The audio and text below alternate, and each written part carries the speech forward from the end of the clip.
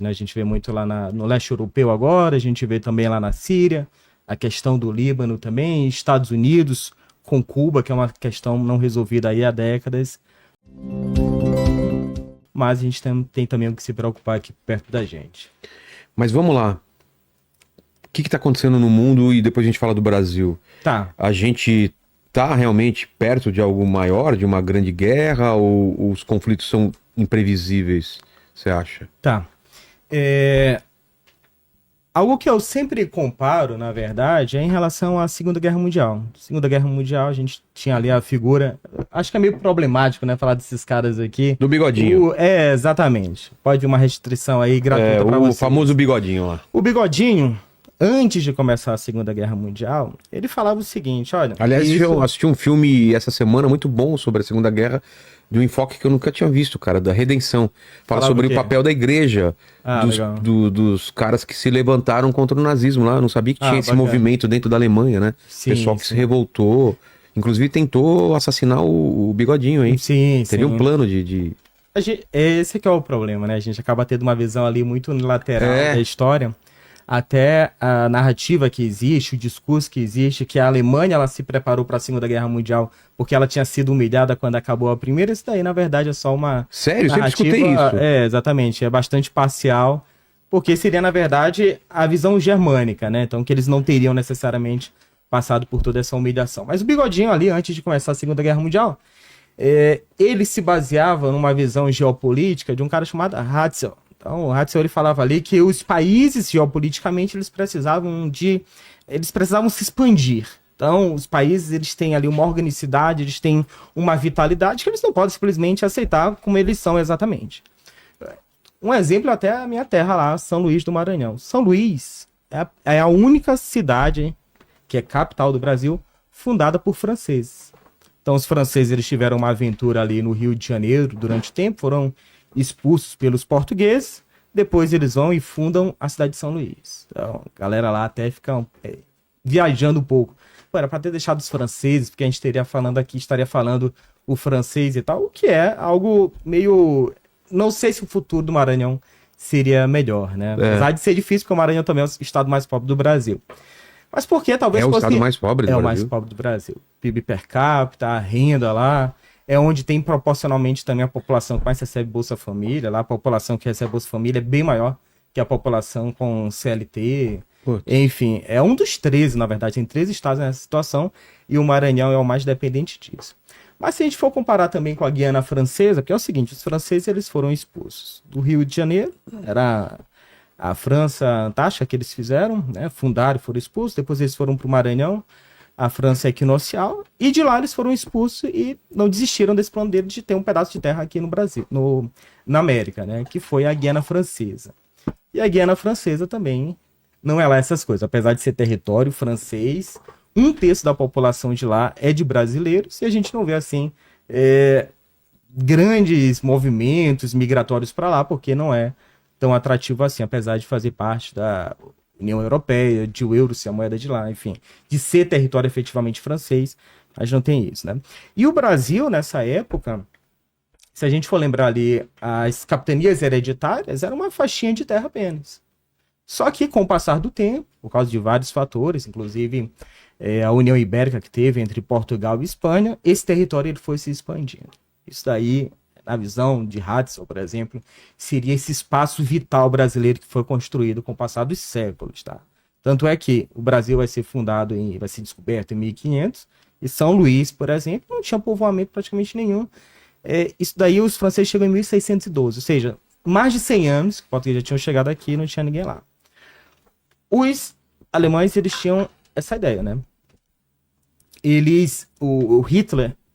falando, ele tinha ali uma visão que o espaço vital alemão, germânico, ele precisava da Áustria, ele precisava de uma parte do território polonês, ele precisava da região dos Sudetos, ele precisava se remilitarizar na Renânia, por exemplo. Então, esse movimento ele ia dando os passos paulatinamente e as lideranças, principalmente da França e do Reino Unido, iam aceitando isso como se fosse uma concessão. Não, a gente vai entregar isso daqui e o Bigodinho ele vai ficar satisfeito. A gente vai entregar mais território e ele vai ficar satisfeito. Quando ele chegou em determinado ponto, que foi já lá na Polônia, e esse apetite dele, essa ânsia por conquistar novos territórios ia se expandindo, aí os britânicos e franceses principalmente falaram, não, peraí, isso daí chega a ser demais pra gente, é inadmissível, você não vai adiante. Na minha perspectiva, isso daí é o que tem mais próximo com a realidade de hoje. Porque o Putin, apesar de estar o noticiário falando direto da guerra da Ucrânia, a partir de 2 anos atrás, mas a guerra lá, em termos militares efetivos, começou em 2014 com a invasão da Crimeia, a tomada da Crimeia. Então a Crimeia é uma saída ali estratégica, geopoliticamente para a Rússia. E ficou por isso mesmo. Então, houve uma tomada já de território ucraniano há 10 anos, por exemplo, ficou por isso mesmo, agora foi a continuidade da guerra, né? Então, passos adiante. Mas não para por aí. Tem um território da Moldávia, que se chama Transnistria, que é uma região separatista, onde boa parte da população tem ligação com os russos, e eles também querem ser anexados, pelo menos parte dessa população. Então, seria a parte de outro território, além do ucraniano. E a gente tem na Geórgia a mesma coisa. A gente tem no mínimo 2 regiões lá, que é a Ossétia e a Abcásia, que querem também serem anexados pela Rússia. Então, assim, vamos supor que a Ucrânia seja anexada, que Moldávia, pelo menos em parte, seja anexada, que a Geórgia sejam anexados pela Rússia. Isso daí vai ser o suficiente para o Putin, ou ele vai querer, por exemplo, ir para a Polônia, para os estados bálticos, porque o que o Putin diz, basicamente, faz parte desse contexto, é que ele enxerga como a grande crise, o grande problema, o grande desastre geopolítico do século XX foi a dissolução da União Soviética. Então, você tinha ali alguns estados, algumas repúblicas que faziam parte junto com a Rússia dessa União Soviética. Houve uma desintegração ali, comecinho da década de 90, principalmente, mas já vinha uma crise econômica, principalmente, foi deteriorando esse estado. E ele disse que isso daí, a aceitação do fim dessa união foi o grande desastre para esse povo que ele vê como um espaço vital para o que é a Rússia hoje. Então, em última instância, ele gostaria, no mínimo, de ter a volta dessa União Soviética, né? E para ter a volta da União Soviética nos termos que tinha lá na década de 80, 70, 60, teria, inclusive, de anexar países que hoje fazem parte da OTAN, como os países bálticos. Então você tem ali a Lituânia, você tem outros países, né? A Ucrânia, que tenta há bastante tempo participar da OTAN, por exemplo. Você vai ter um pouco ali do Cáucaso. Então, reconstruir isso daí vai ter de pisar no calo. Não só pisar no calo, né? Mas como passar por cima da OTAN, porque é tomar um território que hoje é da OTAN para voltar para a União Soviética. Exato. E se você tivesse que apostar suas fichas aí? Já tá rolando, né? Se eu tivesse que apostar as fichas, é que o negócio já tá rolando. Em 2025, qual que você acha que é o... É que é o seguinte, aí vai depender da postura do Donald Trump, eu entendo. Então, você não sabe... Ele já sinalizou mais ou menos o que ele vai fazer, né? Porque o Donald Trump, pelo menos, sei lá, no primeiro mandato dele, tem uma política de isolacionismo. Isso daí, na verdade, durante muito tempo, ajudou a formar o que são os Estados Unidos hoje. Os Estados Unidos é como se fosse uma grande ilha, tem um oceano de lá, geograficamente está afastado, né? Exatamente. E durante um tempo eles não se importaram de ter o dedo em cada parte do planeta. O que vai ser, sei lá, o Oriente Médio. Tinha uma preocupação um pouco maior com a América aqui, mas enfim, o que acontece na Europa, o que acontece em outros lugares, tanto é que eles demoraram a entrar na Segunda Guerra Mundial. Então, durante muito tempo, essa política para eles foi excelente, né? Eles não precisavam interferir em nada e eles não corriam risco também de se envolverem em guerra. E o Donald Trump, ele quer voltar, então, pelo menos em parte, a essa política. O problema aí é que, quando acaba a Segunda Guerra Mundial e tem a Guerra Fria principalmente, essa expansão dos Estados Unidos, ela não é gratuita. Os Estados Unidos, eles não avançaram, não fizeram investimentos, por exemplo, na Europa, ou fizeram investimentos no Oriente Médio, no Japão principalmente, não é porque eles eram bonzinhos, é porque eles queriam ter influência nesses territórios.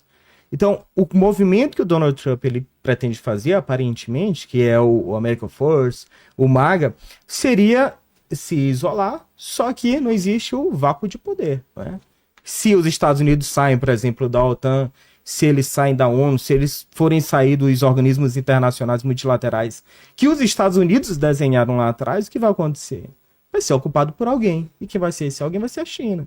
Que é o que aconteceu, por exemplo, aqui na América do Sul. Então, no meu ponto de vista, inclusive, tem um dedo de culpa de a China ser o principal parceiro comercial, Brasil e vários países daqui da América do Sul. E da África agora também. É, exatamente. Por que os Estados Unidos não fizeram isso antes? Né? Por que a preocupação é agora?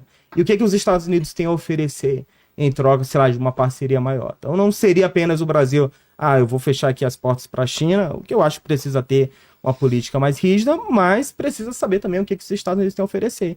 E hoje, o plano multilateral que o Donald Trump aparentemente quer fazer é simplesmente sair, o que, do meu ponto de vista, seria um erro, porque ele vai abrir espaço para a China ser ainda mais relevante na Europa, na própria África.